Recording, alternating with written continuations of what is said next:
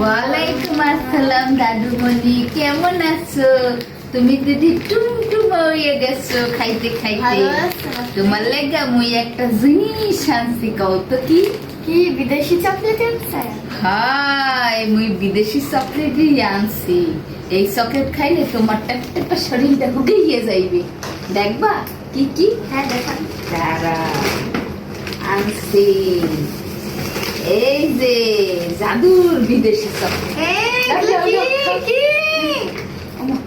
কি কি এইয়া খাইলে তোমার শরীর টেপটাপা কমবে। তোমার মায়েরও এইয়া দিও মন, বুঝছো? এগুলো খেয়ে কি আমার জীবন যাপন করতে হবে? কি আর ভাত খাবো না? গরুর না না, ভাত খাওয়া লাগবে না দাদু।